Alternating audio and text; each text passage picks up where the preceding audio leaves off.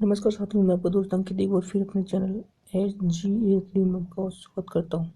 यदि आप मेरे चैनल पर पहली बार आए तो चैनल को सब्सक्राइब कीजिए, वीडियो को लाइक कीजिए और जितने भी अपने पढ़ाई संबंधित ग्रुप में उस वीडियो को शेयर करना ना भूलें दोस्तों।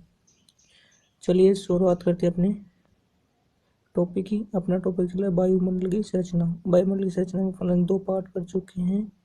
ये अपना तीसरा पार्ट है। कौन सा पार्ट है? तीसरा नंबर का पार्ट है। चलिए बात करते हैं आज के पहले क्वेश्चन की, जो अपन ने मैंने आपको दिया था। पहला क्वेश्चन क्या बना? किस वायुमंडल की परत को मौसम की परत की परिवर्तन की छत के नाम से जाना जाता है? किस वायुमंडल परत को मौसम परिवर्तन छत के नाम से जाना जाता है? पहला ऑप्शन समताप मंडल, दूसरा क्षोभ मंडल, तीसरा आयन मंडल और चौथा है मध्य मंडल। तो दोस्तों इसका जो राइट आंसर क्या होगा? क्षोभ मंडल। मौसम की परिवर्तन की छत के नाम से किसे जाना जाता है? क्षोभ मंडल को। चलिए दूसरा क्वेश्चन। हवाई जहाज प्राय उड़ते हैं। हवाई जहाज खाली जगह प्राय उड़ते हैं। कहाँ उड़ते हैं? क्षोभ मंडल में, समताप मंडल में, मध्य मंडल में या बाह्य मंडल में? तो दोस्तों 42 का राइट आंसर क्या होगा? समताप मंडल। क्योंकि यहाँ पे सभी जगह तो क्या तापमान क्या होता है? समान होता है। तापमान क्या होता है? तापमान समान होता है। चलिए बात करते हैं तीसरे नंबर क्वेश्चन की।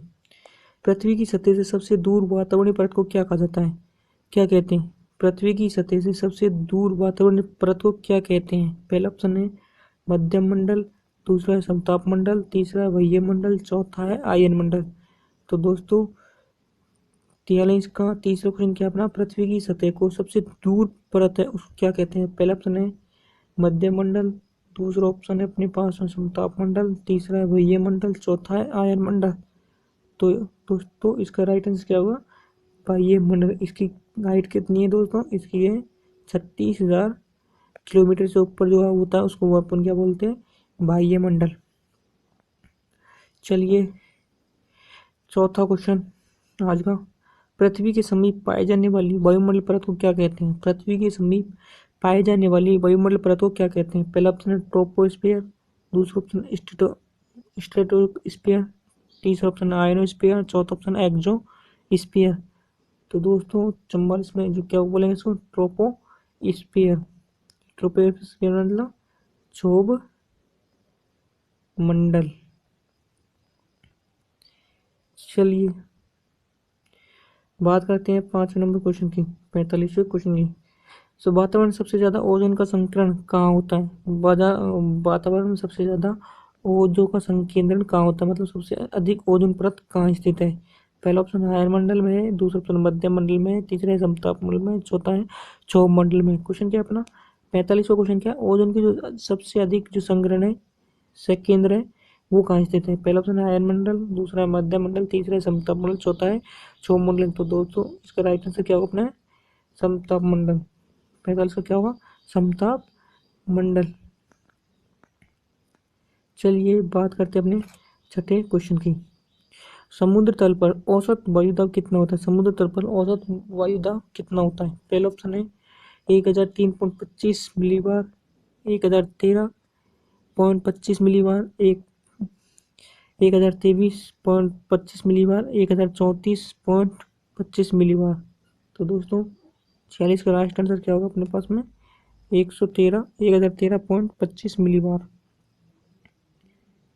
चलिए बात करते हैं नेक्स्ट क्वेश्चन 47 नंबर की, आज का 7वां। वायुमंडल में प्राय सर्वाधिक होता है जब वायु होती है। वायु दाब प्राय सर्वाधिक होता है जब वायु होती है। ठंडी व शुष्क, ठंडी व नरम, दूसरा ऑप्शन, तीसरा ऑप्शन है उष्ण व शुष्क, चौथा ऑप्शन है उष्ण व नरम। तो दोस्तों 47 का राइट आंसर ठंडी व शुष्क। ठंडी और शुष्क होगी जब क्या होगा? वायु दाब सबसे अधिक होगा। क्या होगा? वायु दाब सबसे अधिक होगा। चलिए 48 का 8वां क्वेश्चन। वायु दाब में अचानक आने वाली कमी निम्न में से किसका सूचक है? वायु दाब में अचानक आने वाली कमी निम्न में से किसका सूचक है? स्वच्छ मौसम का, तूफानी मौसम का, अत्यधिक शीतल मौसम का, ये चौथा ऑप्शन है वर्षा का मौसम का। क्वेश्चन क्या है, वायु दाब में अचानक आने वाली कमी को किसका सूचक है? शुष्क मौसम का है, तूफानी मौसम का है, अत्यधिक शीतल का मौसम का, या वर्षा का मौसम का है? तो दोस्तों इसका राइट आंसर क्या होगा अपने पास? तूफानी मौसम का है। चलिए 49 नंबर क्वेश्चन की बात करते हैं। सामान्य वायुदाब पाया जाता है, सामान्य वायुदाब पाया जाता है पर्वतों पर, रेगिस्तान पर, सागर तल पर, या धरातल के 5 किलोमीटर ऊपर, धरातल के 5 किलोमीटर ऊपर। क्वेश्चन क्या बोल रहा है अपना नवा, सामान्य वायुदाब पाया जाता है, पहला कहाँ है? पर्वतों पर, दूसरा ऑप्शन है अपने रेगिस्तान पर, तीसरा है सागर तल पर, चौथा है धरातल से 5 किलोमीटर ऊपर। तो दोस्तों इसका जो राइट आंसर क्या होगा? सागर तल पर। क्या होगा? सागर तल पर। चलिए बात करते हैं 50 नंबर क्वेश्चन की। निम्न में से कौन सा कथन सत्य है? निम्न में से कौन सा कथन सत्य है? सागर तल पर वायुदाब अधिकतम होता है, वायुदाब को मिलीबार में मापा जाता है, तीसरा ऑप्शन है किसी भी स्थान पर वायुदाब 2 बार बढ़ता है, 2 बार घटता है, या उपयुक्त सभी। तो दोस्तों 50 का राइट आंसर सही है डी। सागर तल पर वायुदाब क्या होता है? वायुदाब क्या होता है? अधिकतम होता है। सागर तल पर वायुदाब अधिकतम होता है। वायुदाब को कैसे मापते हैं? मिलीबार से मापते हैं, जो 1013.25 मिलीबार था। किसी भी स्थान पर वायुदाब 2 बार तो बढ़ता है, 2 बार ही घटता है। चलिए बात करते हैं 51 नंबर क्वेश्चन की। आज का 11 क्वेश्चन। निम्न में से कौन सा कथन सत्य है? निम्न में से कौन सा कथन सत्य है? वायुदाब के घटने बढ़ने की प्रक्रिया को वायु उच्चावेग कहते हैं। दूसरा ऑप्शन अपने पास में, वायुदाब के उतार चढ़ाव की विषुवत रेखा से ध्रुवों की ओर कम होता जाता है 6 डिग्री अक्षांश के बाद वायु। नमस्कार दोस्तों, तो अपना 11 नंबर क्वेश्चन की बात करते हैं। निम्न में से कौन सा कथन सत्य है? निम्न में से कौन सा कथन सत्य है? पहला ऑप्शन है वायुमंडल घटने बढ़ने की प्रक्रिया को वायुदाब उच्चावच कहते हैं। दूसरा, वायुदाब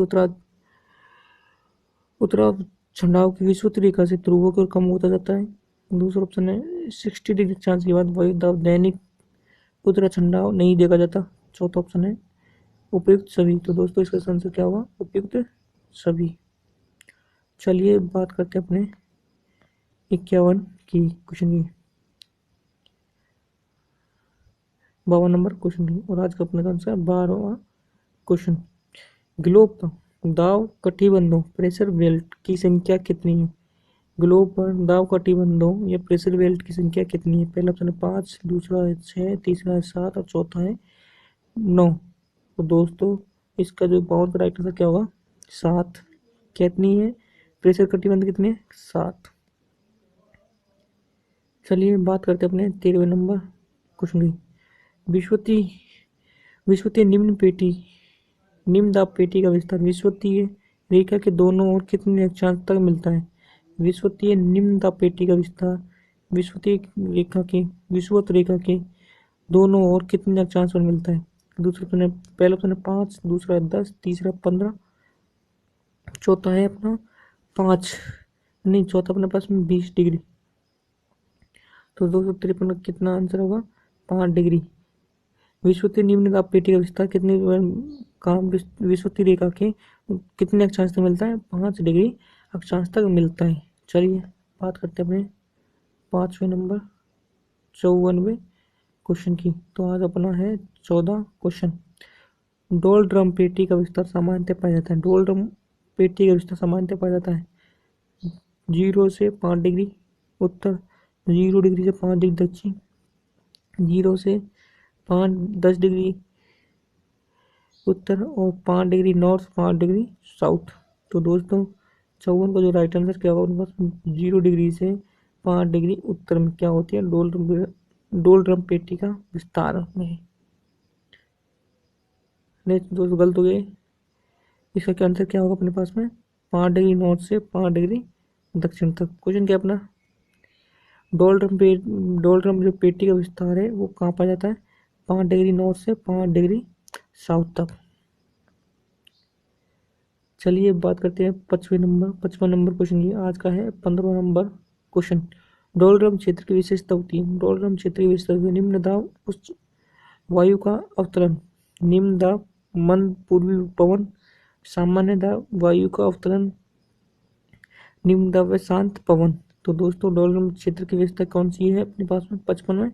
निम्न दाब व शांत पवन। निम्न दाब होता है और शांत पवन होती है। चलिए बात करते अपने 56 नंबर क्वेश्चन की। शांत 56 नंबर क्वेश्चन है और 16 क्वेश्चन है। शांत पेटी किस रेखा के दोनों ओर पाई जाती है? शांत पेटी किस रेखा के दोनों ओर पाई जाती है? पहला ऑप्शन है भूमध्य रेखा के, दूसरा वक्र रेखा के, तीसरा ब्रह्मक्र रेखा के, चौथा ऑप्शन है आकृतिक वृत्त के। तो दोस्तों 56 का जो राइट आंसर क्या होगा अपने पास में? भूमध्य रेखा के। शांत पेटी किस रेखा के दोनों पाई जाती है? भूमध्य रेखा के। चलिए बात करते हैं अपने नेक्स्ट क्वेश्चन 57 नंबर की। आज का 17 क्वेश्चन। विश्व में से सबसे उष्ण मरुस्थल निम्न में से किस पेटी में स्थित है? सबसे उष्ण मरुस्थल निम्न में से किस पेटी में स्थित है? पहला ऑप्शन विषुवतीय निम्न दाब पेटी में, या दूसरा ऑप्शन उपोष्ण कटिबंध उच्च दाब पेटी, दूसरा उप ध्रुवीय निम्न दाब वायुदाब पेटी, चौथा ऑप्शन है ध्रुवीय उच्च दाब वायुदाब पेटी। तो दोस्तों 57 का जो राइट आंसर क्या होगा अपने पास में? उपोष्ण कटिबंध उच्च दाब पेटी। उपोष्ण कटिबंध उच्च दाब पेटी विश्व का सर्वाधिक क्या है? उष्ण मरुस्थल है। चलिए बात करते हैं 58 नंबर क्वेश्चन की और आज का 18वां। वायुमंडल में ट्रोपोस्फीयर के इस ऊपर कौन सी परत पाई जाती है? वायुमंडल में ट्रोपोस्फीयर के ऊपर कौन सी परत पाई जाती है? पहला ऑप्शन स्ट्रेटोस्फीयर, दूसरा ऑप्शन है मेसोस्फीयर, तीसरा ऑप्शन है थर्मोस्फीयर और चौथा ऑप्शन है एक्सोस्फीयर। तो दोस्तों 58 का राइट आंसर क्या होगा? स्ट्रेटोस्फीयर। ट्रोपोस्फीयर के ऊपर कौन सी पाई जाती है? स्ट्रेटोस्फीयर, इसको बोलते हैं समताप मंडल। चलिए बात करते हैं 59 नंबर क्वेश्चन की और आज का 19वां क्वेश्चन। ओजोन परत की पृथ्वी से करीब ऊंचाई होती है। ओजोन परत की पृथ्वी से करीब कितनी ऊंचाई होती है उसका नाम बताना है। पहला ऑप्शन 50 किलोमीटर, दूसरा ऑप्शन अपने पास में 18 किलोमीटर 300 किलोमीटर, तीसरा ऑप्शन है 2000 किलोमीटर, चौथा ऑप्शन है अपने पास में 20 किलोमीटर। तो दोस्तों 59 का आंसर क्या होगा अपने पास में? 20 किलोमीटर। चलिए बात करते हैं अपन 60 क्वेश्चन की और आज का 20वां क्वेश्चन। जेड धारा प्राय कहाँ पाई जाती है? जेड धारा प्राय कहाँ पाई जाती है? ओजोन मंडल में, क्षोभ सीमा में, मध्य मंडल में या आयन मंडल में? क्वेश्चन क्या अपना? जेड धारा पाई पाई जाती है कहाँ पाई जाती है? ओजोन मंडल में है, क्षोभ मंडल में है, मध्य मंडल में है या आयन मंडल में? तो दोस्तों 60 का जो राइट आंसर क्या होगा अपने पास में? क्षोभ सीमा में। चलिए बात करते हैं अपने सेकंड लास्ट क्वेश्चन 21वें नंबर की। पृथ्वी के ऊपर मौजूद वायुमंडलीय परतों की संख्या कितनी है? पृथ्वी के ऊपर मौजूद वायु की परतों की संख्या कितनी है? पहला ऑप्शन है 4, दूसरा ऑप्शन है 5, तीसरा है अपने पास में 2, चौथा ऑप्शन है पास में 3। तो दोस्तों वायुमंडलीय परतों की संख्या कितनी है? 5। पहली कौन सी अपने पास में? क्षोभ मंडल, दूसरी है समताप मंडल, तीसरी अपने पास में आयनोस्फीयर, चौथी अपने पास में ओजोन मंडल और पांचवी अपने पास में वायु मंडल। चलिए बात करते हैं अपने नेक्स्ट क्वेश्चन 62 नंबर की। वायुमंडल के संदर्भ में निम्न में से कथनों में से कौन सा कथन सही है? पहला ऑप्शन क्या है? वायुमंडल की निश्चित ऊपरी सीमाएं होती हैं परंतु यह धीरे धीरे विरल हो जाता है जब तक यह अवगमन नहीं हो पाए जाए। दूसरा ऑप्शन क्या अपने पास में? वायुमंडल की कोई निश्चित सीमा नहीं होती परंतु यह धीरे धीरे विरल हो जाता है जब तक वह अवगमन ना हो जाए। तीसरा ऑप्शन क्या अपने पास में? वायुमंडल की निश्चित ऊपरी सीमा होती है परंतु वह धीरे धीरे घना होता जाता है जब तक वह अवगमन न हो जाए। चौथा ऑप्शन क्या है अपने पास में? वायुमंडल की कोई निश्चित ऊपरी सीमा नहीं होती परंतु यह धीरे धीरे घना हो जाता है जब तक वह अवगमन नहीं हो जाए। तो दोस्तों 62 का जो राइट आंसर क्या होगा अपने पास में? बी। वायुमंडल की कोई निश्चित ऊपरी सीमा नहीं होती, ठीक है, परंतु यह धीरे धीरे विरल होता जाता है जब तक वह अवगम्य नहीं हो जाए। ठीक है दोस्तों, इसके साथ ये वीडियो इसीलिए यहीं समाप्त होती है। मिलते हैं नेक्स्ट वीडियो में नए जोश और उमंग के साथ में। एक बार फिर आपसे रिक्वेस्ट करना चाहूँगा, यदि मेरे चैनल SGA एकेडमी में पहली बार आए तो चैनल को सब्सक्राइब कीजिए, वीडियो को लाइक कीजिए, जितने अपने पास में चैनल को सब्सक्राइब कीजिए, वीडियो को लाइक कीजिए और वीडियो शेयर कीजिए और कमेंट्स करना ना भूलें। दोस्तों मिलते हैं नेक्स्ट वीडियो में नए जोश और उमंग के साथ में। थैंक्स फॉर वॉचिंग दोस्तों।